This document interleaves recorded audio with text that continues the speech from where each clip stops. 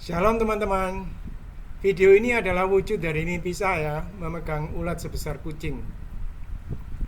Mungkin terdengar aneh, tapi bagi saya itu melambangkan proses transformasi. Seperti ulat yang berubah menjadi kupu-kupu, saya sedang mengalami perubahan hidup baru melalui baptisan yang saya terima sekitar 1 bulan yang lalu. Jadi kali ini Holy Rush tidak berisi bahasa pemrograman Rush, tetapi 3 in 1 berikut. 1. Bedah Injil, menggali firman Tuhan dengan cara kreatif agar Injil bisa dinyatakan dalam kehidupan sehari-hari. Kreativitas digital, yaitu menuangkan inspirasi Injil lewat seni dan teknologi, seperti menggambar dengan Corel Draw. Tentunya menggambar objek-objek yang berhubungan dengan firman Tuhan. Kemudian yang ketiga, produk-produk iVision, yaitu memperkenalkan berbagai peralatan kesehatan dari iVision yang mendukung hidup sehat dan seimbang.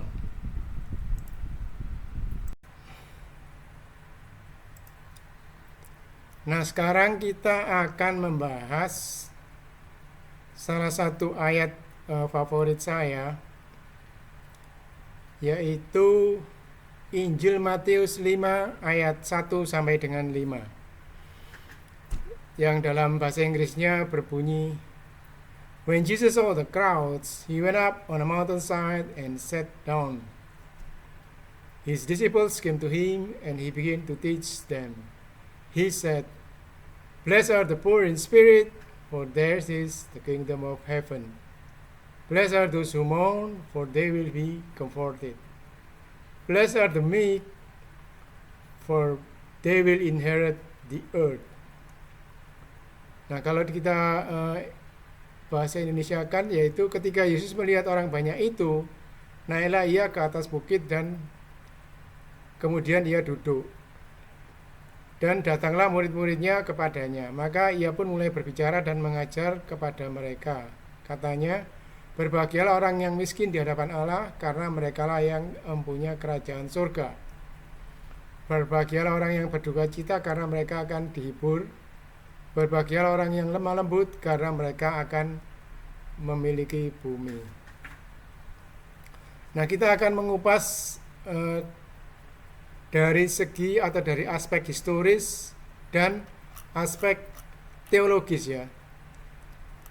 Jadi ayat ini bisa dipandang dari dua segi, yaitu aspek historis dan teologis. Nah, dari aspek historis itu ada 3 konteks. Konteks waktu dan tempat. Yesus sedang mengajar di Galilea, yaitu di daerah pegunungan di sekitar Danau Galilea. Ungkapan naik ke atas bukit itu bukan sekadar lokasi geografis, tetapi juga simbol pengajaran rohani besar.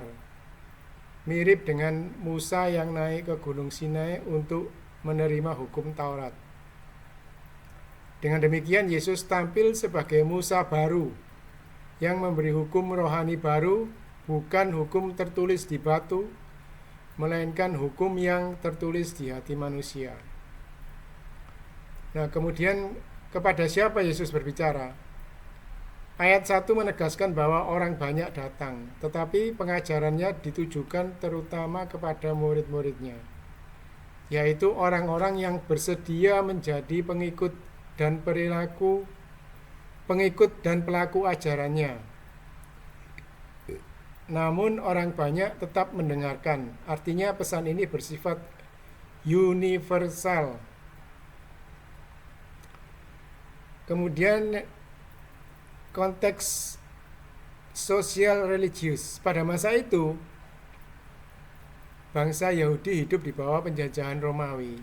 Banyak orang merasa tertindas, miskin, dan kehilangan harapan. Bangsa Yahudi menantikan Mesias yang akan membebaskan mereka dengan kekuatan. Tetapi Yesus justru menampilkan jalan yang berbeda. Jalan kerendahan hati dan kelemah lembutan. Ia membalik nilai dunia yang dianggap lemah, justru diberkati Allah. Nah, itu tadi aspek historis atau sejarah. Kemudian aspek yang kedua yaitu aspek teologis. Pada ayat ketiga, berbahagialah orang yang miskin di hadapan Allah. Memiliki makna teologis, miskin di hadapan Allah bukan berarti miskin secara materi, tetapi menyadari ketergantungan total kepada Allah. Ini adalah dasar segala kebahagiaan rohani. Pengakuan bahwa tanpa Allah manusia tidak memiliki apa-apa. Dalam bahasa Yunani, tokoito pneumati, yaitu orang yang miskin dalam roh, artinya rendah hati dan tidak sombong di hadapan Tuhan. Pesannya adalah kerajaan Allah bukan milik orang kuat atau berkuasa, melainkan mereka yang hatinya terbuka untuk Tuhan.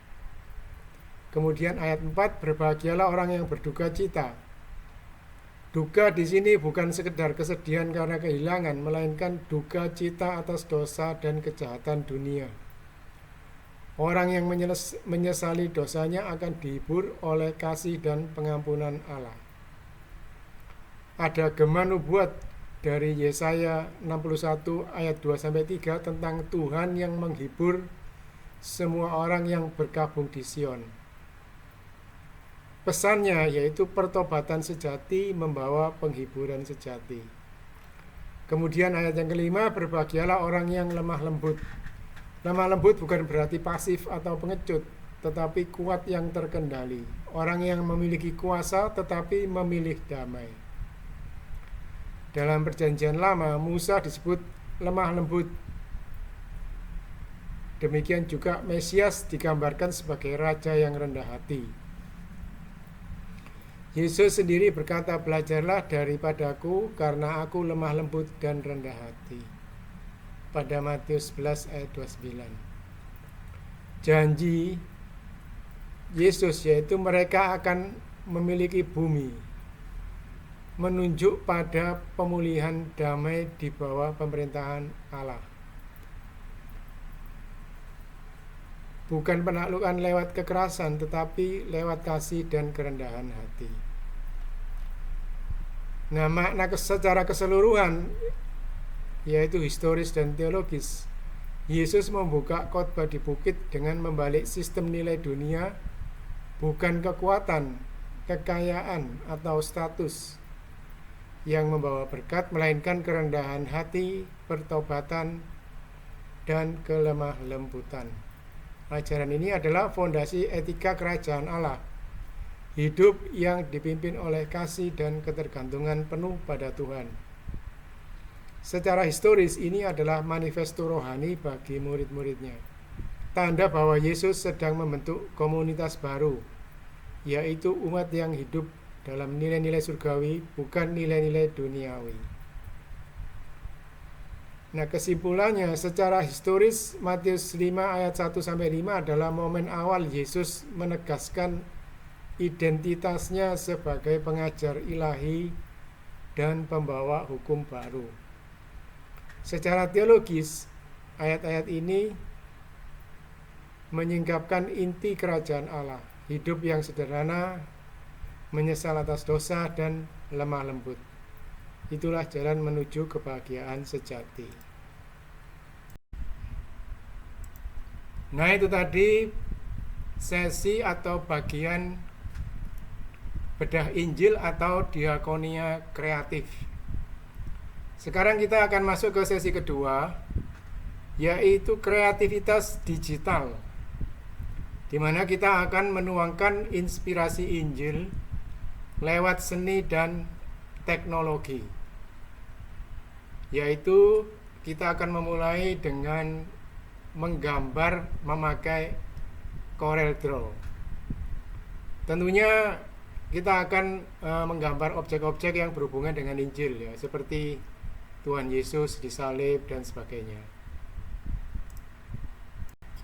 Nah, ini saya menemukan gambar Tuhan Yesus yang disalib dari tutorial di YouTube. Tapi saya tidak tahu ini digambar menggunakan Corel Draw atau dengan pensil. Sepertinya dengan pensil ya. Nah, ini saya mencoba atau kita akan mencoba untuk menggambar Tuhan Yesus disalib dengan Corel Draw. Ini saya sudah membuat separuh dari tubuh Yesus Kristus yang disalib. Jadi sudah kepalanya dan tangannya, kedua tangannya sudah saya gambar dengan menggunakan Corel Draw. Nah, jadi kita akan melanjutkan menggambar yang bagian kaki ya, dari pinggang ke bawah.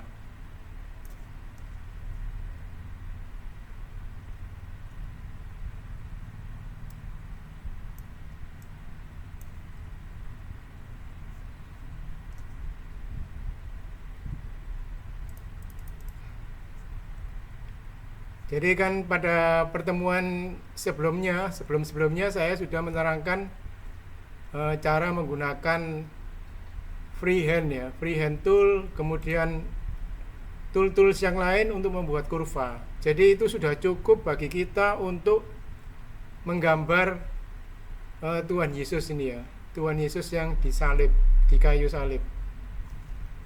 Saya akan mencoba melanjutkan bagian yang handuk yang di pinggangnya.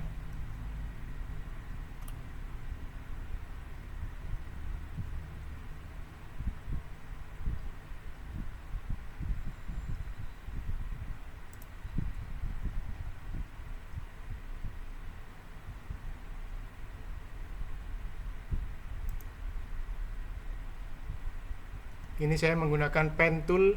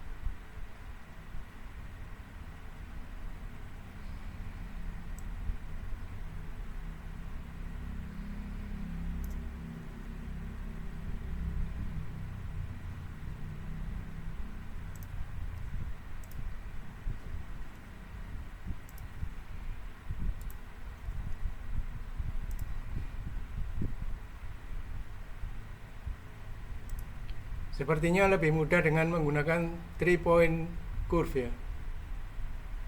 Jadi bagian-bagian di mana yang kita rasa lebih cocok dengan pen tertentu, dengan tools tertentu ya.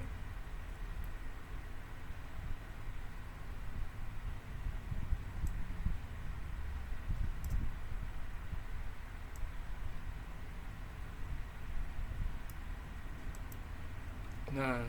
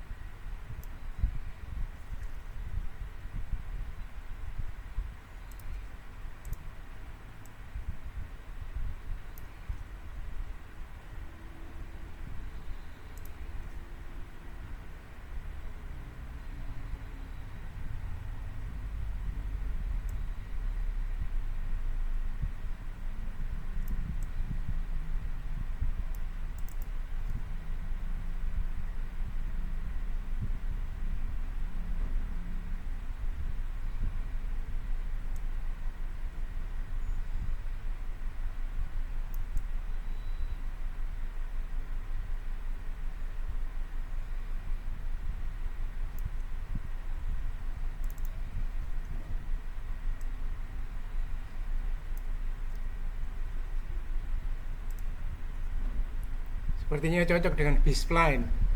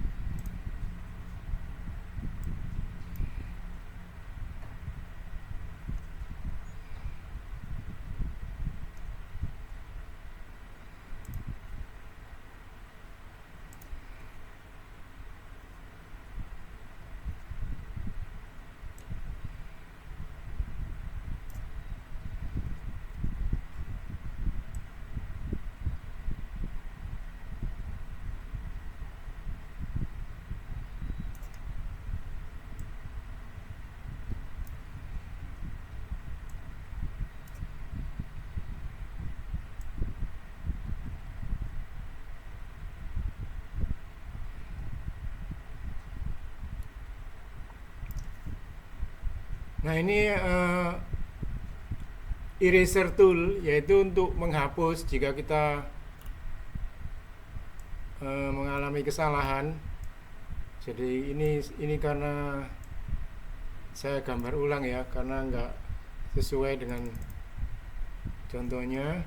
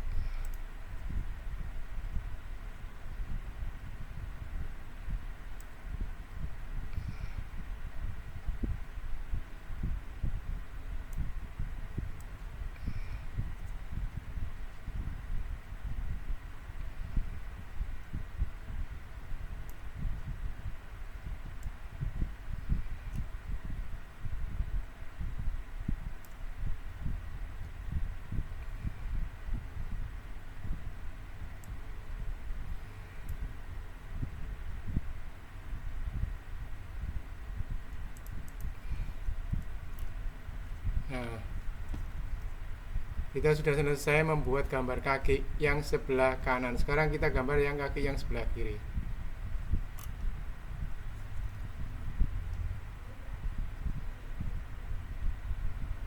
Hmm,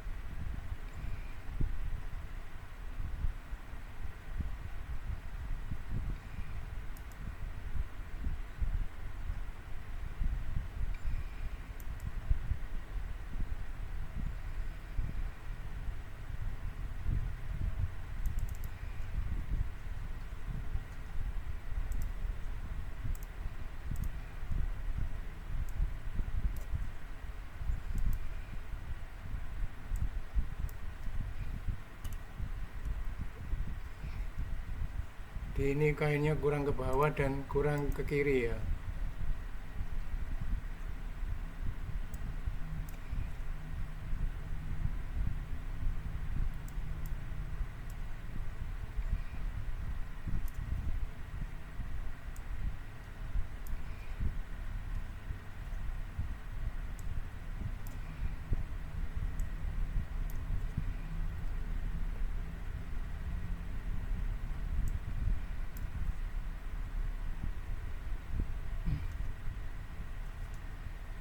Kita hapus saja ya.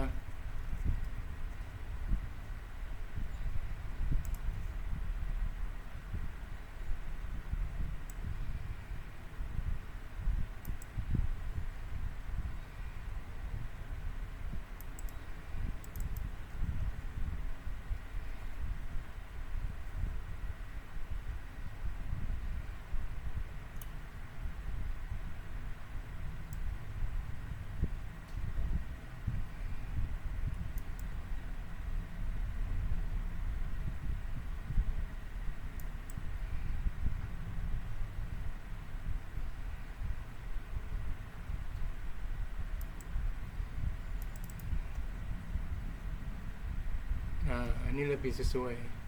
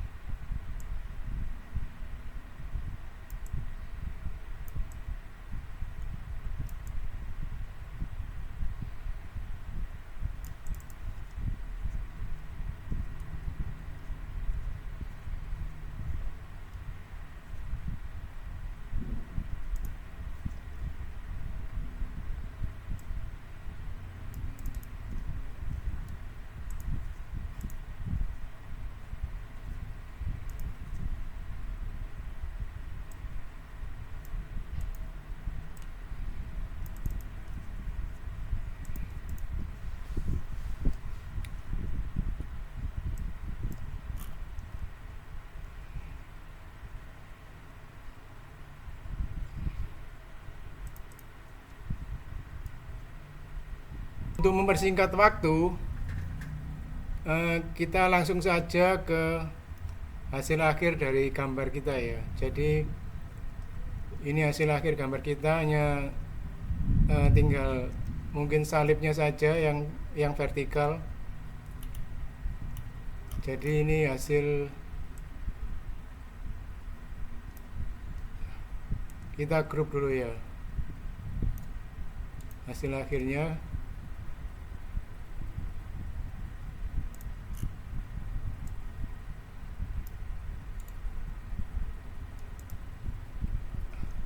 Apa gunanya grup? Supaya hasil gambar kita tidak terpecah-pecah lagi ya. Jadi kalau dia sudah di grup, maka kita geser kemana saja dia sudah menjadi satu gambar, tidak terpecah-pecah lagi. Kan ini kita menggambarnya nggak langsung satu jadi satu gini ya kan kita. Kemudian untuk menggambar ini rambutnya itu akan saya lanjutkan pada pertemuan berikutnya ya, karena menggambar rambut ini memerlukan tools yang namanya brush tool. Jadi di sini ada brush tool, ini yang untuk menggambar rambut ya. Nah, saya kira untuk sesi kedua yaitu digital kreatif ini saya akhiri. Kemudian kita akan masuk ke sesi yang ketiga yaitu produk-produk dari iVision. Berikut kesaksian dari beberapa customer yang menggunakan eye serum atau serum mata dari iVision. Kemudian video bagaimana cara membuka tutup botol iVision, tutup botol serum mata dari iVision. Kemudian kesaksian dari seseorang yang sudah merasakan manfaat dari Gosip dan SOS. Boleh apa testimoninya? Eye serum tadi gimana Bu? Reaksinya matanya? Mata. Nggih. Tapi Terus? ya, dan enggak airnya berkurang. Biasanya kalau baca berapa lembar? Ya karena baru satu lembar aja udah sini udah nggak kuat mas, udah rotos air. Berair terus ya. Kalau bisa 2 lembar, 2 air, 3 air, 4 air. 4 air sudah bisa ya, nggak berair ya. Ini 1 jus saja dapat. Iya. Oke, terima kasih Bu, sehat selalu. Baik, nanti kita terapi eye serum ya Pak ya. Ini barangnya apa yang dirasakan dan apa manfaatnya Pak? Bisa diceritakan? Lebih terang ini. Oke. Tadi itu mata saya kan agak kabur-kabur. Setelah ditetes ini yang kanan itu enteng. Nah, ringan ya. Dan terang. Terang ya. Ini lihat yang merah-merah itu mungkin tambah jelas. Ya, ini bedanya Pak matanya ya, kelihatan ya teman-teman ya. Yang setelah ditetes sama yang sebelumnya ya kelihatan jelas sekali ya. Oke Pak, terima kasih. Tuhan memberkati. Terima kasih.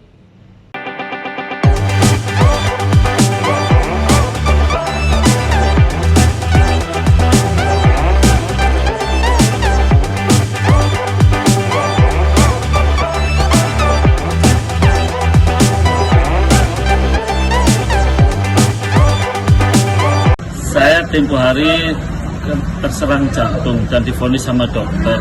Saya disemprotkan ISOS di bawah lidah saya dan di tempat-tempat daerah yang sensitif itu sembuh. Berkat ISOS, puji Tuhan saya sembuh. Terima kasih ISOS.